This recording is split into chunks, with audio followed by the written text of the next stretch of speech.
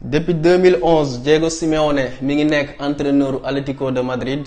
Depuis 2011 Atlético de Madrid mësul am victoire sur le FC Barcelone en Liga. Toutes les victoires de l'Atlético sont soit en Ligue des Champions soit en Coupe du Roi. Tey pour la première fois Atlético de Madrid am victoire sur le FC Barcelone en Liga. Ceci montre à quel point le FC Barcelone de Ronald Koeman a fait une très grosse contre-performance ce soir. Salut les copains et bienvenue dans ce débrief dédié au choc du week-end.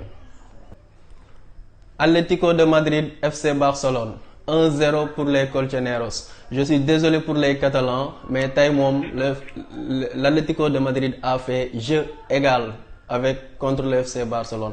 Tout simplement parce que waa ji daf koo ñeme waa ji tey dafa ñëw mu def jeu égal comme nu ma leen ko waxee Atlético tey ils ont joué comme jamais parce que Atlético Madrid lu ñu leen xamee mooy taxaw xaar di sànni ay bal essayer di ut ci contre attaque yi benn action boo xamante ne mun nañ ko ñu exploiter ko mais tey on a vu Atlético de Madrid boo xamante ne dafa teg bal bi football.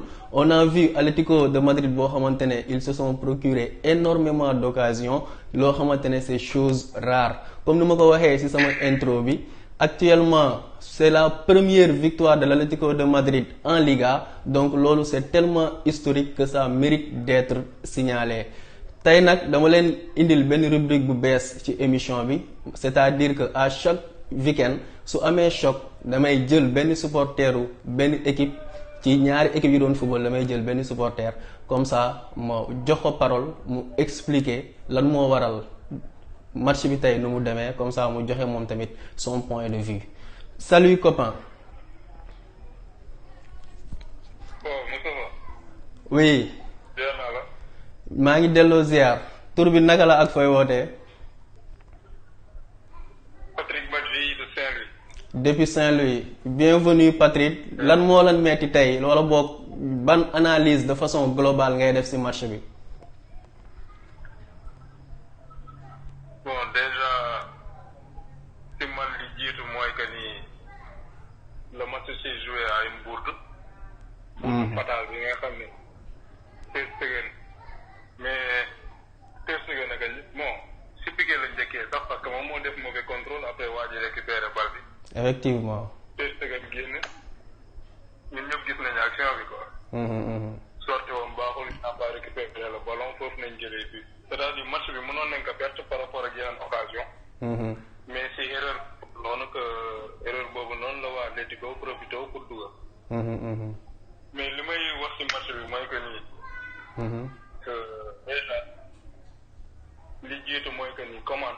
peut-être la troisième fois bu ñu gis que tout le temps su nekkee en difficulté il n'a pas de solution pour retourner situation. Ça c'est la première chose. D'accord. Deuxième bi mooy que ni. mooy que ni booy Pedri bu muy jël di ko tege excentré man tey je pense que. composition d'équipe bi. war ko woon sax may football 4-5-1 quoi. tey par rapport ak joueurs yi disponible. par rapport ak disponibilité joueurs yi. waaw joueurs yi disponible. mënoon na jouer benn 4-3-3 à plat.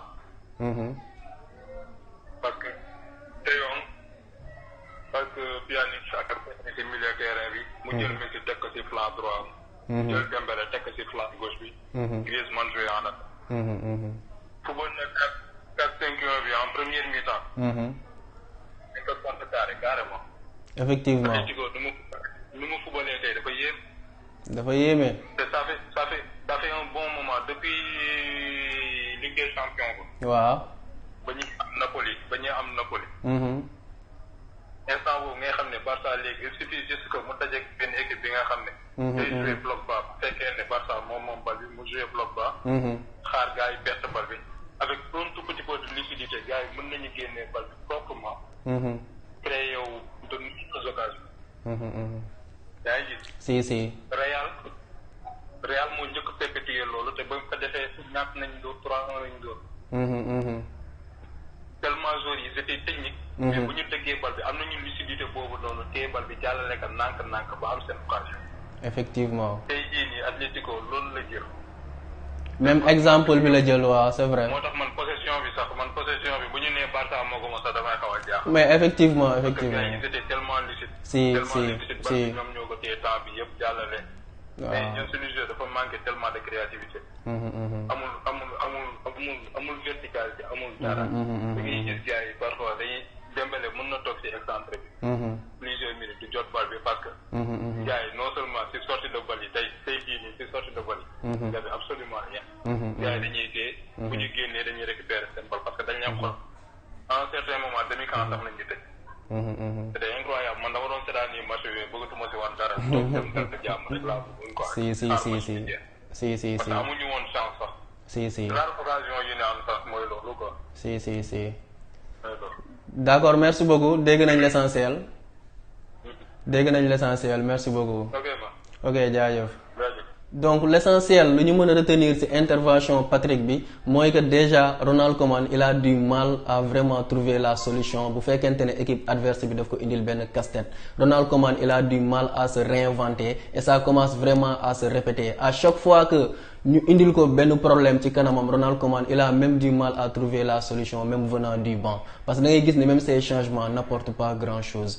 beneen problème bi nga xamante ne Patrick soulevé na ko mën nañu wax ni également mooy les sorties de balles propres mais là je dirais l'absence de Busquets peut-être a pesé au milieu de terrain Busquets tey nekku fa woon te Pjanic bi nga xamante ne gars dañuy wax ñun ñëpp dañ ko war a may chance je suis désolé mais tey il n'a pas fait un bon match Pjanic à chaque fois que gars yi ñu koy laaj souvent bu duggee du def un match de référence un match de très bonne qualité boo xamante ne mën nañ ko ci retenir Dembélé également nee na il a du mal quand même à proposer quelque chose mais tey boo leen gisee dispositif bi nga xamante ne Atlético de Madrid moom la ñu teg je suis désolé mais Dembélé il pouvait pas bien s'exprimer Atlético Madrid tey ils étaient très bien organisés très bien structurés défensivement et très disciplinés donc Dembélé à chaque fois que mu yor bal ci kanamam day gis 2 wala 3 défenseurs Atlético Madrid mënul woon def leneen lu dul dem derrière pour autre solution Pedri également nee na bëggul ñu koy jouer excentré c'est logique Pedri son poste de prédilection mooy 10 je suis désolé mais 10 bi au FC Barcelone Messi moo fa nekk donc Pedri il est obligé de mon point de vue mu jéem a xool ci excentré bi nan lay def ba trouver la bonne solution. Villarreal Real de Madrid match nul un but partout.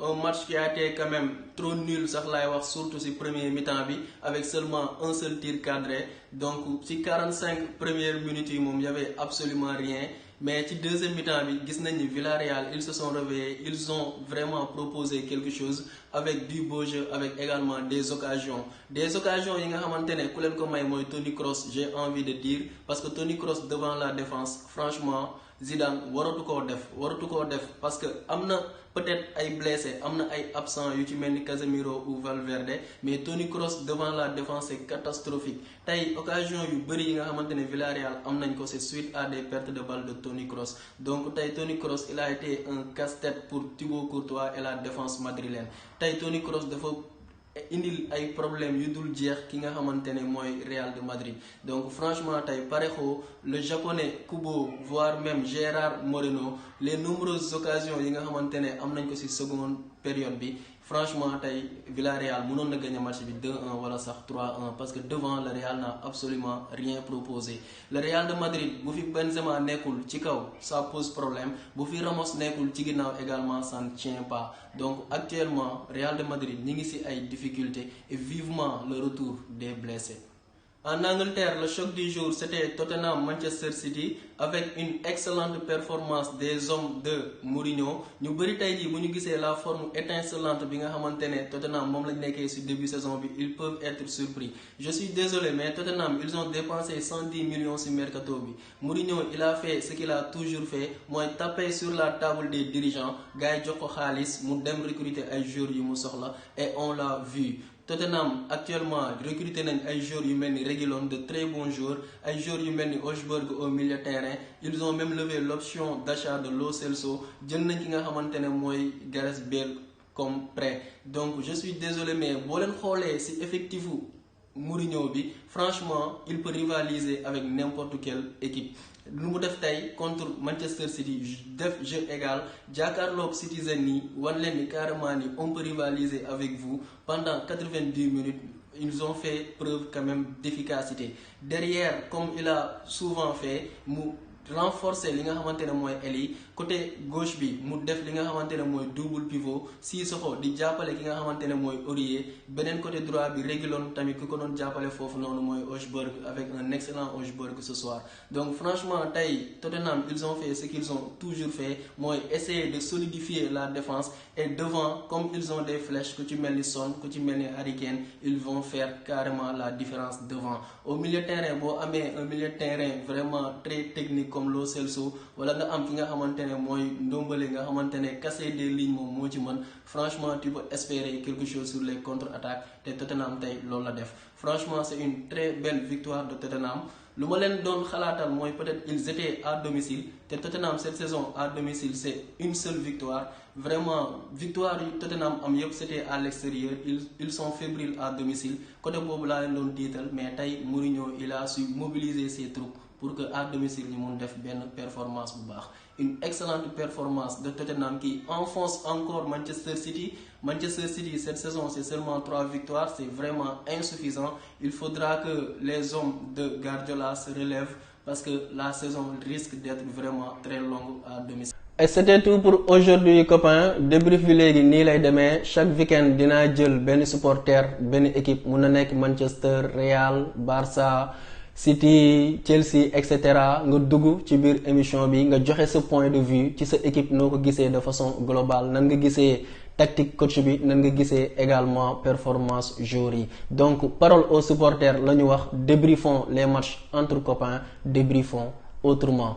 On se donne rendez-vous à très bientôt. D'ici là, abonnez-vous, activez la cloche et partagez avec tous les copains qui aiment le foot.